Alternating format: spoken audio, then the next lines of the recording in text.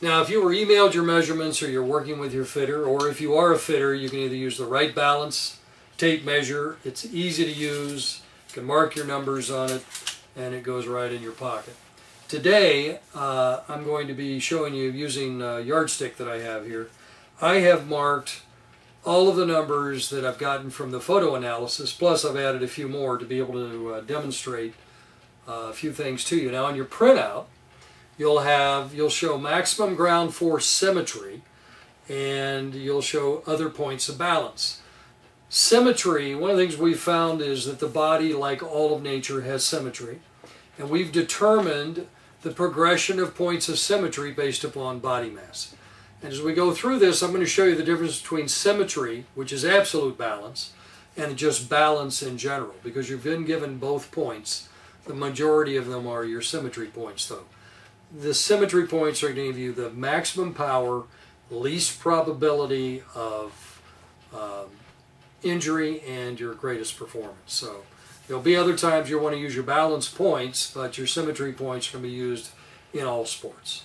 Now I'm going to place this on the floor here. I have a bar on my hips, and the first thing you're going to notice is that no matter whether I have a symmetry point of absolute balance or just a balance point, that when I step on one of these points here and I add knee flex, my hips remain parallel. My hips remain square.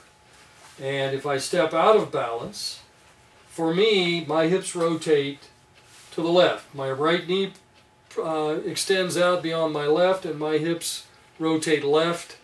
And in most sports, this is going to be open. I'm a right-hander, so I'm going this way. So back into one of my balance points, and I am going to be absolutely square. Now watch, you can also see the subtlety. If I step to a point that's a space not in balance, and I relax, you can see my hips start to rotate to the left. As soon as I step back to a point of symmetry, my hips remain square. They come back to square, just step out 1 inch, and my hips start to rotate to the left. So you'll be able to check your points of balance and symmetry just by noticing, and you'll feel your hip rotation. If you're with a fitter, he'll have a bar, and you can put the bar on and you'll experience it in detail. Here I'm back to a balance point, not to a symmetry point. I just relax and my hips square up. And when you do this, you want to make sure that your feet are 90 degrees to the line, and the middle of your right foot or your left foot, depending on how you're looking at the measurement system you're using, is always on zero. One foot is always on zero, and you're spreading your feet wide. Now again, I'm going to step into one of my balance points here and bend forward, totally relaxed, add just a little bit of knee flex. And when I let my arms swing, you'll notice the path is just straight back and straight through. Whether I'm on a symmetry point of absolute balance or a balance point, that path is going to be good. As soon as I step out of balance, this path will tend to track my hip line. You'll remember my hips rotate left, and that's the path. That's called an outside-in path. Pull hitter in baseball, over-the-top swing in golf, softball pull hitter. I step back into one of my symmetry points from balance, and here I'm back down the line. Another balance point. Arms will always swing down the line, step out of balance, relax, and outside in again. So that's another way to check your balance and your symmetry points. To do the next check, we're just simply looking at the orientation of your hands at your side. You can do one of two things. You can just let your arms hang at your side like this, and you'll notice if you were to look at the V formed by my thumb and index fingers, I stand tall and relaxed, my hands hang exactly the same. If I step to a point of balance, that was a symmetry point, my hands still hang exactly the same. Now, and you can shake your hands out, just relax. If I put two cards between my middle and index finger, and I look down, you'll be able to see it very easily when you go with this pattern. Now, why is this important? Well, you have symmetry. Whatever your sport is, if you're holding something in your hands, your arms and the hands are going to return to neutral, however they hang at your side. The other thing is, if I'm shooting a free throw here and I bring my hands straight up, my hands are exactly the same. So I'm not going to impart any spin on that ball that I don't want. It's going to come either this way or this way, right out of my hands, especially if I'm shooting my free throw this way. If I step out of balance, you'll notice that immediately my left hand just turned in. Just totally relaxed, my left hand turned in. If I'm shooting a free throw now, this left hand position is internally rotated and I'm going to impart spin. So many different applications for all of these points. Now I'm back in position. If I want to be wider, you'll have your symmetry or absolute balance points and you'll have your balance points. Both of these will give you hand position that hangs the same. Now if you've watched some of our other videos on the power angle, you might remember that when we get set and we're in good balance, we rotate our palm, just totally relaxed, let your arms hang out in front. Rotate your palms forward. You'll notice that I have exactly the same space between my forearm and my thigh right here. Here's a good point of symmetry for me. I'm in balance in both of these places. But you'll see again how parallel my forearms are, just rotating them forward, how parallel my forearms are to my thigh. As soon as I step to a point that is not balanced, now you can see my left arm just turned out, my hips open, my left arm went out. So another way to check your points of balance and symmetry, every one of your balance points, every one of your absolute balance or symmetry points will be exactly the same.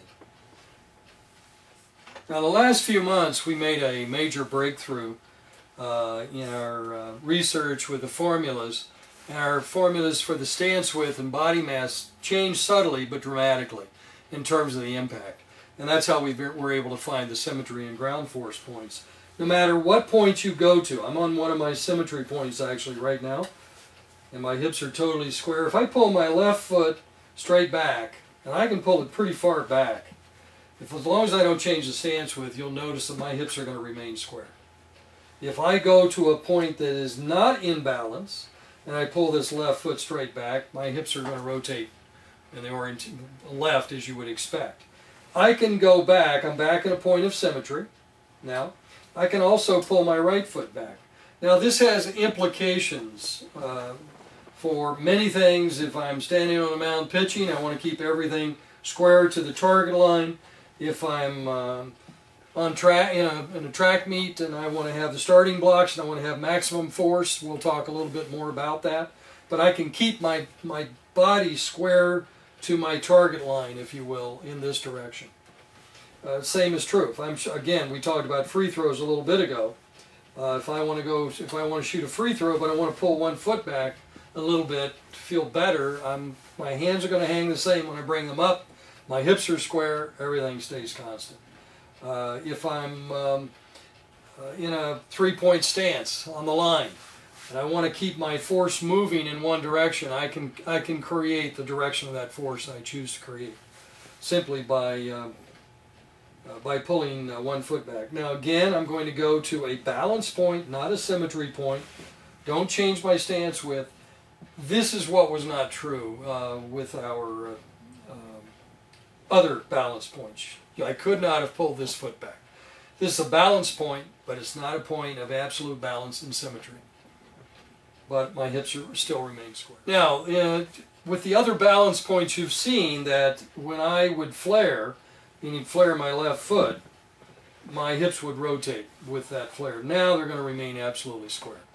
I can actually flare both feet a little bit, yep, and keep them square because my points of balance are right behind the center of the arch, or just forward of the center of the arch, I should say, and just behind the balls of the feet. The downside to this is I'm going to have restriction. If I try and rotate, I'm going to have restriction on both sides. But if you want to be square, if you have a reason to flare, not only can I flare this way, but I can also find my setup, and I can flare this way. Notice how my hips remain square. My feet are angled out. But if I find the correct points, and I get set, and I add my knee flex, so skateboard, I might be a little wider out here, but if I'm on a skateboard, I can keep my body, my angles going in the direction, even though my feet are angled out. from these balance points. Now I just stand tall and relaxed, both feet turned to the left, simply because of the orientation relative to my points of symmetry. Snowboard, surfboard, any board sport, you'll be able to find balance, and we'll talk about ground force and maximum leverage here in a little bit. We're going to revisit flare here for just a second. I want you to be able to see it from the front and see how much I am able to flare. I'm in one of my ground force symmetry points. I can flare this left foot out and my hips are going to remain square. But again, what's happened biomechanically, I have my hips set such that, or my stance set, that if I try and rotate, I'm done right here. I can't rotate any more than that, and I will tend to spin out as I rotate in this direction. So, but if you look again, I'm showing you board sports, it's just finding the right position, the correct position of my stance width. There we go. My feet are flared, and I can move out wider and still have that direction that I want with my feet angled pretty dramatically. I can still get it down the line here, wherever my direction is going. If I miss one of my points of balance, my hips will immediately rotate to the left. And you can see how much. I just move back out just a little bit. So what I'm doing is I'm positioning both feet so I have one of my ground force points, point of symmetry, just behind the balls of the feet, just forward the center of the arch.